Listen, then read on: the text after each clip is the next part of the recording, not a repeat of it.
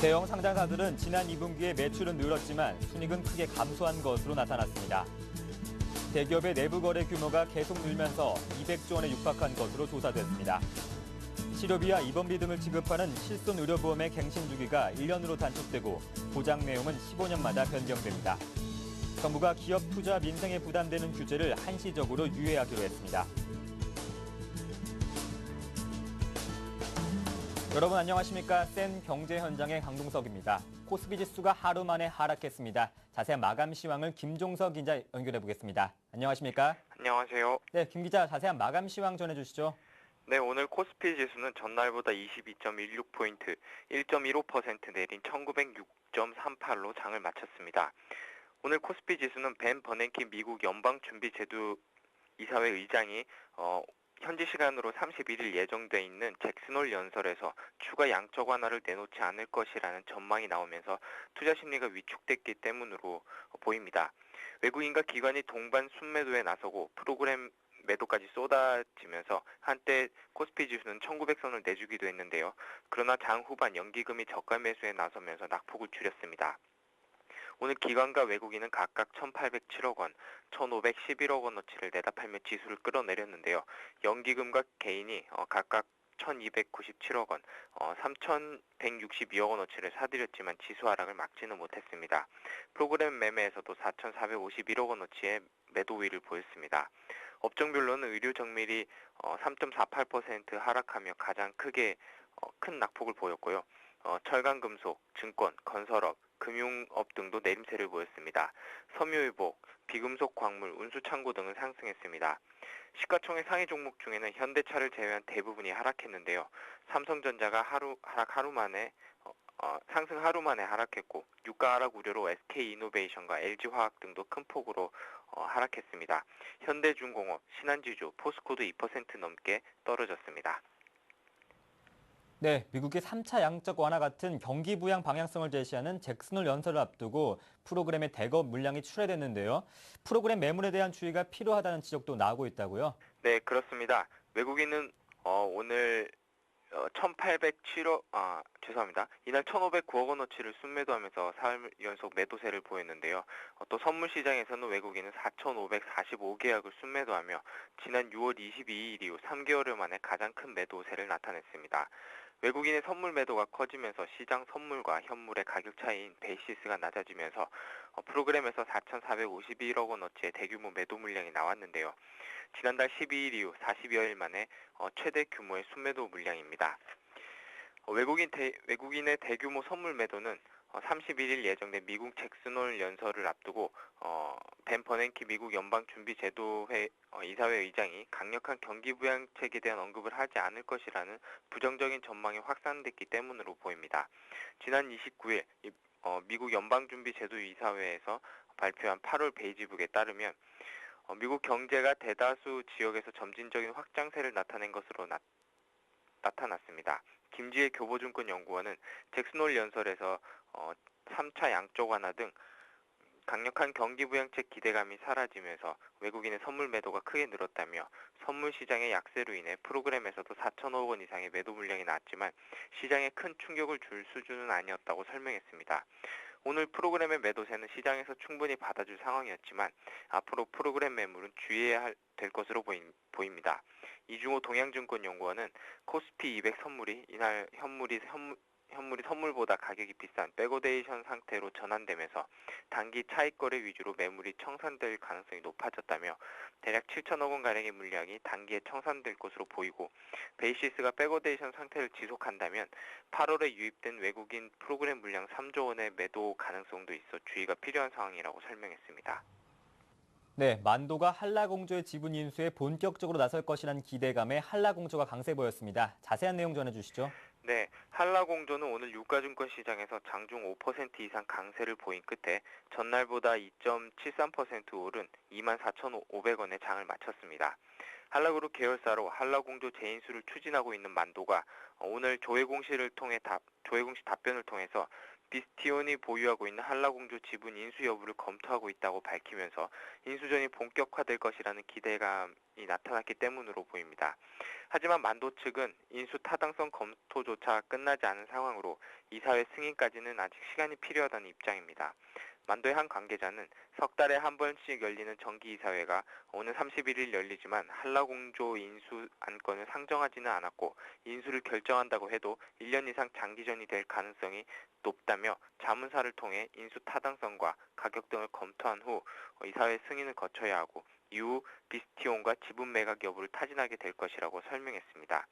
인수자금 마련에도 아직 풀어야 할 숙제는 많습니다. 최근 몇 년간 해외 법인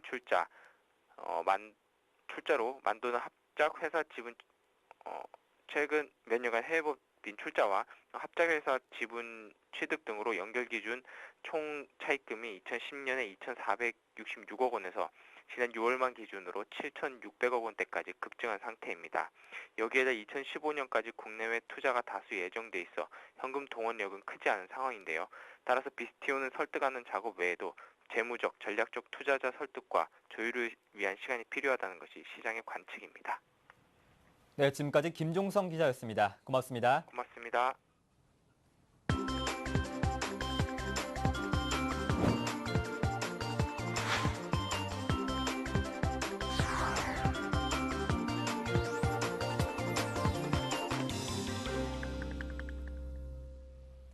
오늘의 주요 뉴스입니다.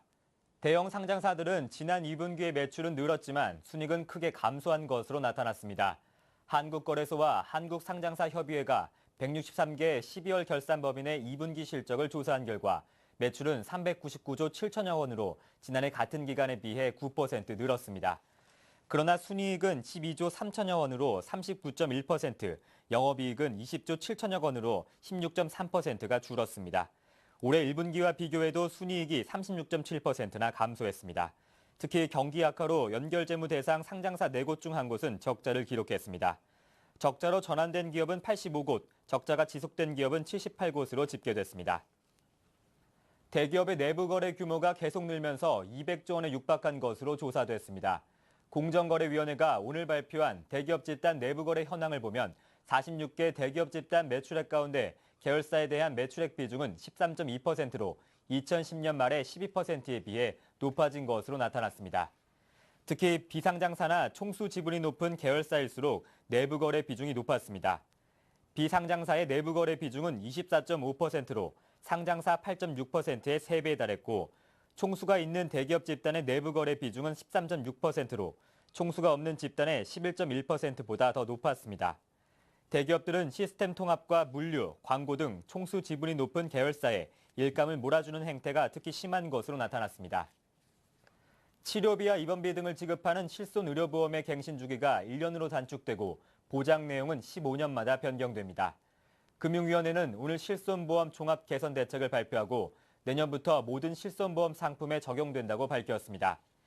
기존 실손보험은 3에서 5년마다 갱신됐지만 갱신 때마다 보험료가 높게는 60%까지 오르는 부작용이 지적됐습니다.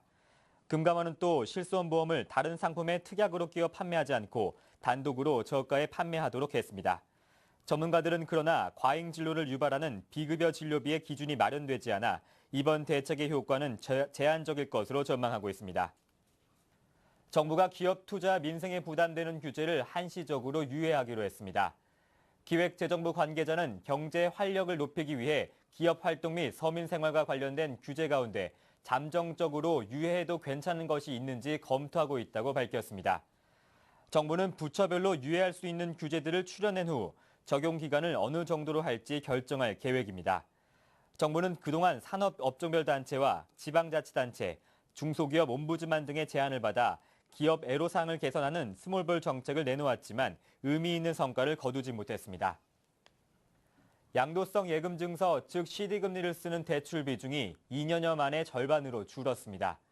금융감독원과 은행권에 따르면 올해 6월 말 원화대출 잔액 1,093조 원 가운데 CD 연동 대출은 297조 1천억 원으로 27.2%를 차지했습니다. 이는 2009년 12월 말 49.6%의 절반 수준이며 CD 대출 비중은 최근 2년간 3개월마다 2에서 3%포인트씩 낮아지는 추세입니다.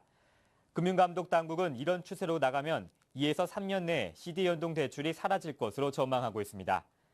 CD의 빈자리 대부분은 금리가 상대적으로 낮은 코픽스 연동 대출이 메웠습니다. 6월 말 코픽스 가계대출 잔액은 155조 2천억 원이며 전체의 34.2%로 CD 대출 비중을 앞섰습니다. 가계대출에서 코픽스가 CD를 역전한 것은 2010년 1월 코픽스 도입 이후 처음입니다. 부동산 불황의 직격탄을 맞은 신도시 일대에서 대형 아파트가 작은 평형보다 더 싸게 팔리는 가격 역전 현상이 벌어지고 있습니다. 국토해양부에 따르면 경기도 용인시 수지구의 B아파트 18층 전용 면적 153제곱미터가 지난 6월 8억 6,208만 원에 거래돼 같은 단지의 더 큰 평수인 168제곱미터 아파트보다 3,500만 원가량 더 비싸게 팔린 것으로 신고됐습니다. 이처럼 면적이 작은 아파트의 실거래 가격이 큰 평형을 추월하는 사례가 용인뿐 아니라 일기 신도시에서 자주 나타나고 있습니다. 업계에서는 대형 아파트의 공급 과잉과 경기 침체로 인한 소비 심리 위축, 1인과 2인 가구 증가세 등이 맞물린 결과로 매매뿐 아니라 전세에서도 이 같은 역전 사례가 나타나는 것으로 보고 있습니다. 네, 유럽 재정 위기에 대한 우려로 국내 증시가 다소 침체됐습니다. 이에 따라 국내 기업 공개 시장도 침체 면치 못하고 있는데요. 자세한 이야기 안현덕 기자 연결해 보겠습니다. 안녕하십니까? 네, 안녕하세요. 네, 안 기자. 상장사를 목표로 한 장외 기업들의 발길이 끊긴 IPO 시장, 현 상황은 어떻습니까? 예, 지난 2010년과 2011년 한때 문정성시를 이뤘던 국내 IPO 시장이 빈사 상태에 빠져들고 있습니다. 증시가 정체되면서 국내 장외 기업들의 자금 조달 창구인 IPO 시장마저 사실상 개점 휴업 상태에 빠졌습니다. 금융투자업계에 따르면 지난달 26일 이후 한 달 동안 한국거래소의 증시 상장을 목표로 예비심사 청구서를 낸 기업은 한 곳도 없습니다.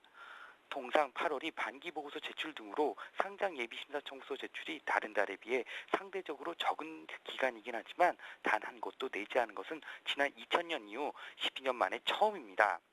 올 들어 8개월 동안을 봐도 한국거래소에 상장 예비심사 청구서를 제출한 기업은 30개로 지난해 같은 기간보다 60%나 줄었습니다. 상황이 이렇다 보니 올 들어 증시 입성에 성공한 기업도 17개에 그치면서 역대 최소치를 기록하고 있습니다. 네, 말 그대로 개점 휴업에 빠진 IPO 시장 앞으로 전망도 밝지 않던데요. 자세한 이야기 전해주시죠. 장외 기업들이 상장 시기를 늦추고 있어 IPO 시장이 다시 살아나기 쉽지 않다는 게 전문가들의 대체적인 시각입니다. 실제로 서울경제신문이 교보증권과 대신증권, 미래에셋증권, 삼성증권, 우리투자증권, KTB 대우증권, 키움증권, 하나대투증권, 현대증권 등 13개 증권사를 대상으로 조사한 결과 연내 상장을 목표로 IPO를 준비 중인 곳은 단 15개사에 그쳤습니다. 내달 상장을 위한 공모주청에 돌입하는 2개 장외 기업을 더해도 17개사에 불과합니다. 반면 25개 기업은 불투명한 상황 때문에 아직 시기를 정하지 못하고 있습니다. 네, IPO 시장의 침체 단지 국내 증시가 흔들리고 있기 때문인가요? 국내 전문가들은 IPO 시장의 침체 원인을 크게 두 가지로 보고 있습니다. 우선 유럽 재정 위기에 따른 국내 증시 침체가 그중 하나인데요. 여기에 국내외 경기 침체에 따라 상장을 준비 중인 장외 기업들의 실적 악화를 원인으로 꼽고 있습니다. 지난해 말이나 올해 초만 해도 대여급 기업들의 상장으로 국내 IPO 시장이 활기를 띨 것이란 의견이 지배적이었으나 글로벌 경기 침체로 상장을 추진하는 장외 기업들의 실적이 악화되면서 자연히 침체기로 접어들고 있는 것입니다. 또 증시 분위기에 따른 경쟁 기업 주가 하락으로 장외 기업들이 제대로 기업 가치를 평가받기가 어려워진 부분도 요인 가운데 하나로 지목되고 있습니다. 네, 지금까지 증권부 안현덕 기자였습니다. 고맙습니다. 예, 감사합니다.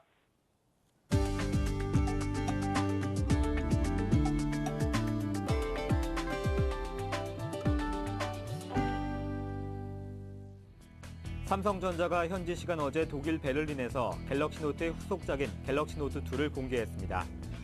이날 첫 선을 보인 갤럭시 노트 2는 화면이 5.5인치로 갤럭시 노트보다 커지고 화면 비율은 16대 9로 다소 길쭉해졌습니다.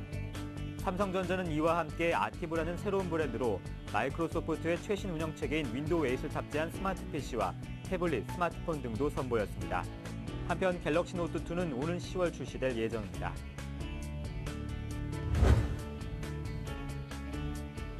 파리바게뜨가 중국 진출 8년 만에 100호점을 열었습니다.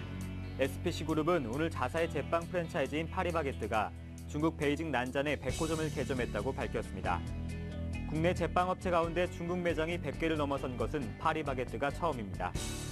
파리바게뜨는 오는 2015년까지 500호점을 개점할 계획입니다.